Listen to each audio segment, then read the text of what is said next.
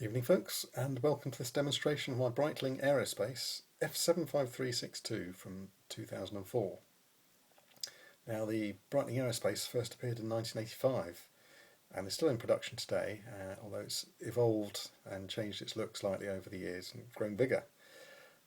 So this particular model is from about the middle of the production range, and it's a 40mm model, the last of the 40mm models. And it's got these painted numbers and indices which are superluminova, I think, so they glow in the dark, whereas the later models had metal applied indices, or applied numbers. I think the indices were still superluminova. But the newer models, to make up for not having the numbers, they had a backlight on their digital segments.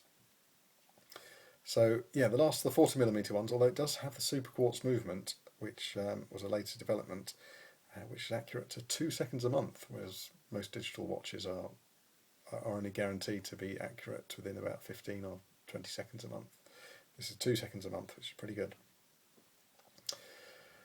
So on the main time display, you've got obviously the hands show the normal time, and in this particular mode, it's showing the time in digital form as well, and in 24 hours.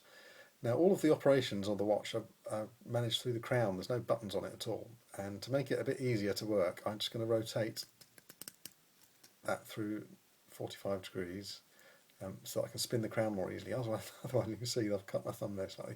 Your thumb gets cut on these overriders. So yeah, this is the normal time mode, and you change the mode by spinning the crown, and depending on the crown's got two speeds. So if you spin it fast, it does one thing, and if you spin it slow, it does something else. And it's also got two positions in and out. So if I just try and... Right, so that's the sort of basic mode where there's nothing at all on the digitals. And if I spin it down like that, that's showing the digital time as well. If I spin it down again, it's showing the seconds only and the date, and then another turn, and it's showing the day and the date. So those are all the sort of main time modes, and as you can see, the top display there isn't showing anything, but then for the next modes it does. So continuing that way, we've got a countdown timer here, and so to set that, you pull the crown out, and a slow turn increments the minutes, and a fast turn increments the hours. And if I press that back in, it'll actually start counting down straight away. So I'll leave that running while I demonstrate the other modes. Oops, gone the wrong way there. So there's a second time mode here. I've set it as GMT, which is 1 hour behind British Summer Time.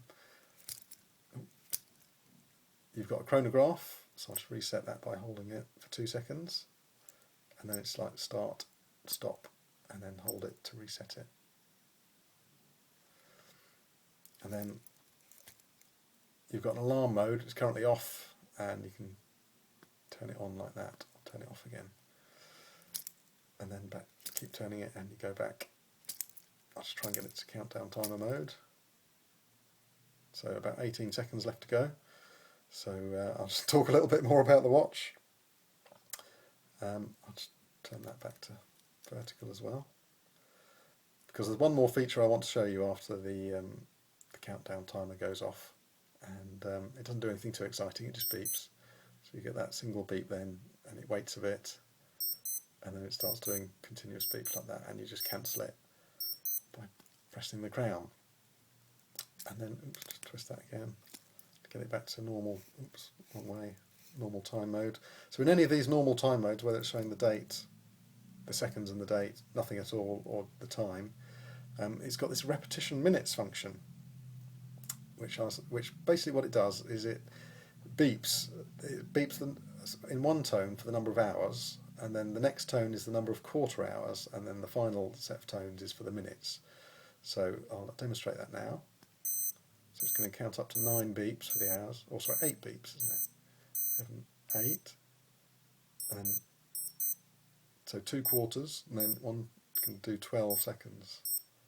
And it does them in groups of 5. And it's actually going to do 3 because it's just moved on there, hasn't it?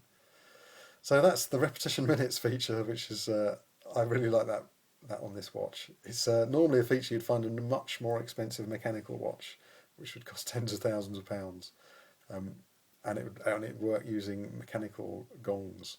But it's nice to see such a and such an expensive feature implemented on a digital watch in quite a cheap way. But anyway, a nice little feature of the Breitling Aerospace. I hope you've enjoyed this one, and I'll see you soon.